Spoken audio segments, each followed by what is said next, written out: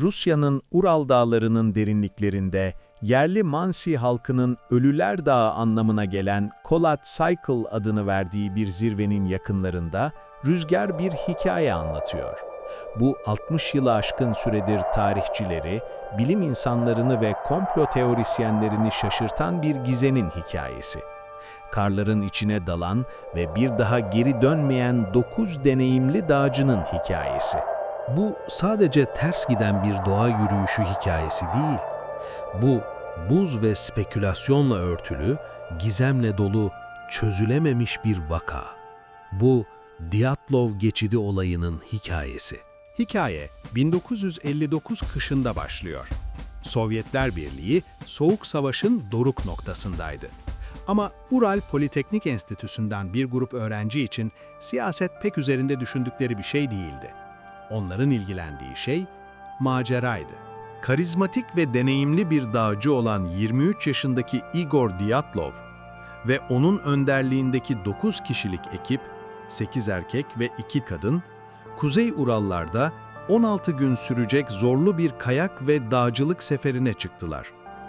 Amaçları, Sovyet dağcılık rotaları için en zorlu derece olan, kategori 3 olarak sınıflandırılan Otorten Dağı'na ulaşmaktı. Onların isimlerini biliyoruz. Fotoğraflarını gördük. Gençtiler. Pırıl pırıl gözleri olan, yüzleri gülen, hayat dolu ve heyecanlı gençlerdi. Ortamın neşe kaynağı vardı mesela. Yuri Doroshenko. Bir de romantik Zinaida Kolmogorova. Günlüğüne özenle notlar yazıyordu. Sonra gizemli yaşlı yabancı Semyon Zolotaryov. O son dakikada katılmıştı gruba. Savaş tecrübesi olan bir gaziydi. Ve tabii ki bir de Igor'un kendisi vardı. Ekip üyelerinden Yuri Yudin, yolculuğun başlarında şiddetli eklem ağrıları nedeniyle hastalandı. 28 Ocak'ta yolculuğun başlamasından sadece birkaç gün sonra geri dönme gibi zor bir karar aldı. Bu karar hayatının geri kalanında onu rahatsız edecekti. Ama sonuçta hayatını kurtardı. 9 arkadaşını hayatta gören son kişi o oldu. Grubun ortak günlüğündeki son kayıt 1 Şubat tarihli sıradan bir kayıttı. Kolat Siyah yamacında kamp kurmaktan, akşam yemeği hazırlamaktan ve geceyi geçirmek için yerleşmekten bahsediyordu. Panik belirtisi yoktu. Başlarına gelecek dehşete dair bir işaret de yoktu. 12 Şubat civarında Vijay köyüne vardıklarında spor kulüplerine telgraf göndermeleri bekleniyordu.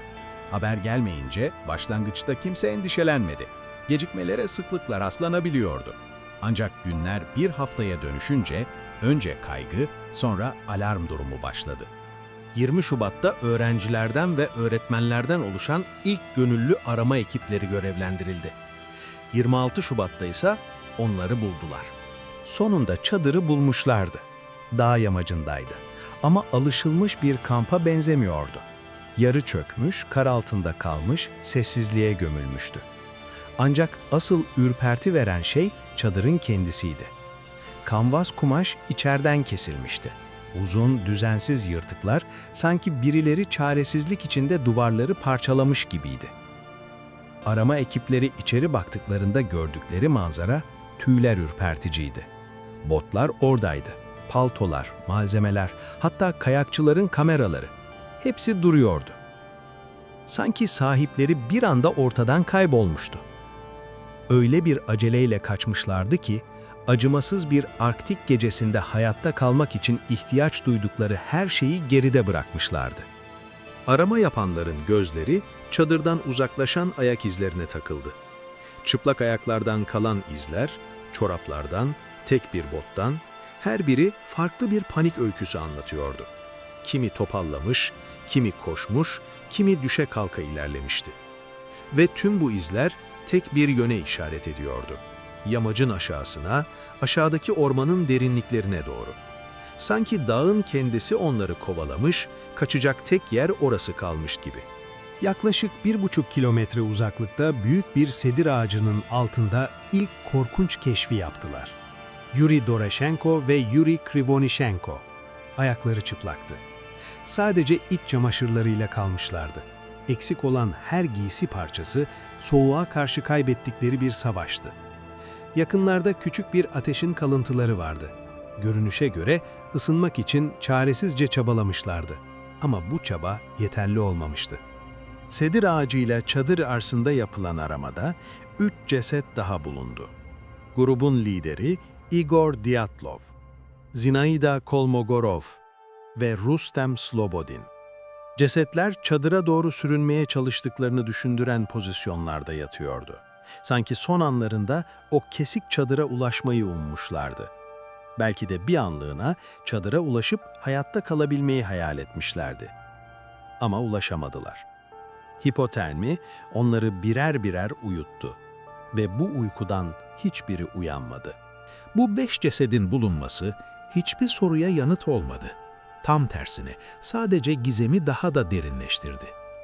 Şimdi herkes aynı şeyi soruyordu. Tecrübeli dağcılar neden eksi 30 derecelik soğuk havaya rağmen yarı çıplak bir halde kaçmıştı? Neden sıcacık uyku tulumlarını, botlarını, paltolarını geride bırakıp mutlak bir ölüme gitmişlerdi? Onları o çadırdan çıkmaya zorlayan şey neydi? Gizem çok daha karanlık bir hal almak üzereydi. Arama ekibindekilerin şimdiye kadar gördükleri sadece bir başlangıçtı. Asıl dehşete henüz ulaşmamışlardı. Son 4 cesedin ortaya çıkması için baharın üzerinden 2 aydan fazla zaman geçmesi gerekti. Karlar erimeye başladığında dağın sırları yavaş yavaş ortaya çıkmaya başladı ve bulunanlar gördükleri her şeyden daha ürkütücüydü. Ormanın derinliklerindeki bir vadide tam 4 metrelik karın altında yatıyorlardı. Sanki dağ onları saklamak istemişti. Belki de kimsenin bulamaması için. Bunlar Semyon Zolotaryov, Nikolay Thibeaux-Brignol, Ludmila Dubinina ve Alexander Kolevatov'du. Ama onları bulduklarında durumları soruşturmada büyük bir şok etkisi yarattı. İlk 5 ceset hipotermiden ölmüştü. Soğuk onları uyutmuştu. Ancak bu 4'ünün bedenleri bambaşka bir hikaye anlatıyordu. Çok daha karanlık, çok daha vahşi bir hikaye. Nikolay'ın kafatasında korkunç bir kırık vardı. Semyon ve Ludmila'nın göğüslerinde ise ezilme sonucu oluşan büyük yaralanmalar vardı. Bir doktorun ifadesiyle böyle bir yaralanma için gereken kuvvet ancak bir araba kazasında oluşabilirdi. Ama asıl ürpertici olan şey dışarıdan hiçbir travma izi yoktu. Ne morarma, ne ezilme, ne de yara. Sanki darbeler içlerinden gelmişti, vücutlarının derinliklerinde patlamıştı. Ve en tuhafı Ludmila Dubinina'nın yüzüydü. Dili, gözleri yoktu ve dudaklarının bir kısmı da öyle. Sanki bir şey onları söküp almıştı. Mayıs 1959'da sonuçlanan resmi soruşturma muğlak bir nitelikteydi. Yetkililer, dağcıların zorlayıcı bir doğal güç nedeniyle öldüğünü açıkladı. Başka bir açıklama yoktu. Ne nasıl bir güç olduğu, ne de neden 9 deneyimli dağcının böyle dehşet içinde kaçtığı. Dosyalar gizlendi. Tüm belgeler gizli bir arşive kaldırıldı. Üzeri örtüldü. Ama sorular çoğaldı. Çünkü böyle bir gizem susturulamaz. Aksine karanlıkta büyür. Teori 1. Çığ. Bu en çok kabul gören modern teori. Belki de küçük bir çığ kütlesi sessizce çadıra çarptı. Göğüs kırıkları gibi ölümcül olmayan ama korkunç yaralanmalara neden oldu. Panik içinde kendilerine yol açarak kaçtılar. Hipotermiyle boğuşurken yönlerini şaşırdılar. Ve sonra o tuhaf şey oldu. Soyunmaya başladılar. Paradoksal soyunma deniyor buna. Vücut donarken insan kendini yanıyormuş gibi hisseder. Ama şüpheciler soruyor, çadır neden hala ayaktaydı? Bir çığ vurduysa neden tek bir iz bile kalmamıştı? O gece dağın yamacında sessizce kaybolan bir çığ gerçekten var olabilir miydi? Teori 2. Askeri testler ve infrases. Bölge resmi olarak yürüyüşlere kapalıydı ama bu kural pek uygulanmıyordu. Peki ya o gece gökyüzünde başka bir şey varsa? Sovyetler gizli bir silah mı test ediyordu? Ses dalgası yayan bir cihaz ya da paraşüt mayını? İşte burada devreye infrases giriyor. İnsan kulağının duyamayacağı kadar düşük frekanslı bu ses dalgaları vücutta fiziksel rezonansa neden olabilir. İç organları titreştirir, korku salar, mantığı yok eder. Belki de dağcılar duymadıkları bir sesin içinde parçalandılar. Göğüs kafesleri içeriden çöktü ve o dehşetle hiçbir şey düşünemeden kaçtılar. Teori 3. Yeti ya da UFO'lar. Bazıları o gece gökyüzünde başka yürüyüşçüler tarafından görülen gizemli turuncu kürelere işaret ediyor. Süzülen ışıklar, ateş topları, kimse ne olduklarını bilmiyordu. Deneysel uçaklar mıydı yoksa daha ötesi mi? Ve Ludmila'nın kayıp dili, gözleri, dudakları. Yetkililer hayvanlar parçalamıştır dedi. Ama hangi hayvan yalnızca dili alır? Hangi hayvan gözleri seçer ve gerisini bırakır? Ya da belki onların varlığını kanıtlayacak bir şey bırakmak istemeyen başka bir şey vardı. Teori 4. Bir kavga ya da paranoya. Ya bu 9 insan birbirlerine düşman olduysa? Ya o gece çadırın içinde dışarıdaki soğuktan daha keskin bir şey varsa? Özellikle sonradan katılan Zolotaryov, savaş gazisi, gizemli, yabancı. Onunla bir çatışma mı yaşandı? Ya da belki bir Gulag kaçkınına rastladılar veya gizli bir askeri devriyeye. Ama bir sorun var. İlk 5 cesette savunma yarası yoktu. Kimse kendini korumaya çalışmamıştı. Ne bir yumruk izi ne bir sıyrık. Sadece kaçmışlardı. İnsanlardan kaçıyorsan arkana dönüp bakarsın. Onlar bakmamıştı bile. Her teorinin kusurları var. Her cevap daha fazla soruya yol açıyor. Çığ olsaydı iz kalırdı. Askeri test olsaydı bir gün açıklanırdı. UFO olsaydı bir tanık daha olurdu. İnsan eli değseydi iz bırakırdı. Ama dağ susuyor. Karlar eriyor, dosyalar kapanıyor, tanıklar ölüyor. Ve geriye sadece 9 gencin fotoğrafları kalıyor. Pırıl pırıl gözleri, gülümseyen yüzleri, hayat dolu bakışları. Ve bir soru. O gece onları öyle bir dehşetle kaçıran şey neydi? 2019'da dava yeniden açıldı. Bir yıl sonra, 2020'de Rus yetkililer nihayet bir sonuca vardı. Bir çığdı. Resmi dosya kapandı. Ama birçok kişi için bu cevap hiç tatmin edici değildi. Çünkü bir çığ, bazı kıyafetlerde bulunan radyasyonu açıklamıyor. İçeriden gelen ezilmeleri açıklamıyor. Kayıp bir dili, gözleri, dudakları açıklamıyor. Ve en önemlisi, onları o çadırın güvenliğinden uzaklaştıran saf ve katıksız dehşeti açıklamıyor. 9 deneyimli dağcıyı, -30 derecede çıplak ayakla karanlığa koşturan şey neydi? Belki de asıl gizem cevabın olmamasıdır. Belki de bazı sorular sonsuza kadar cevapsız kalır. Dyatlov geçidi olayı işte bu yüzden günümüze kadar geldi. Çünkü o, gizemin mükemmel bir birleşimi. Hem adli bir bulmaca, hem tarihin en çözülememiş dosyalarından biri, hem de kamp ateşi başında fısıltıyla anlatılan bir hayalet hikayesi. Ve o 900, son fotoğraflarında zaman içinde donmuş olan o 9 genç, hala bize bakıyor.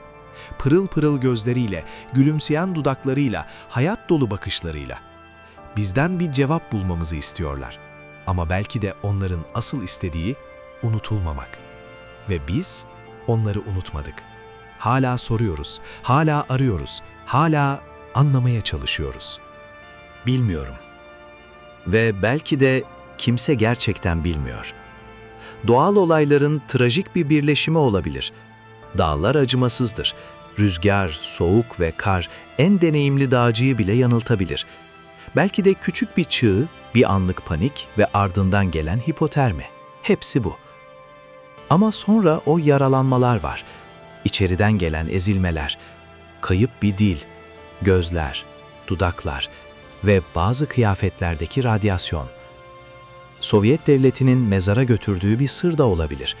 Soğuk Savaş'ın gölgesinde test edilen silahlar, gizli deneyler ve feda edilen hayatlar. Bunlar o dönem için hiç de sıra dışı değildi. Belki de 9 genç yanlış zamanda yanlış yerdeydi. Ama ya başka bir şeyse?